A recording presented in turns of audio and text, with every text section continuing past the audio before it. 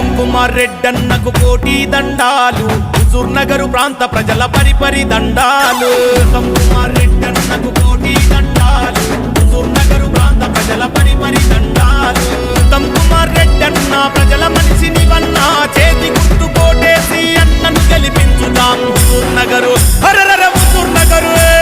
ఉత్తమ్ కుమార్ రెడ్డన్నకు కోటి దండాలు హుజూర్ నగరు ప్రాంత ప్రజల పరిపరి దండాలు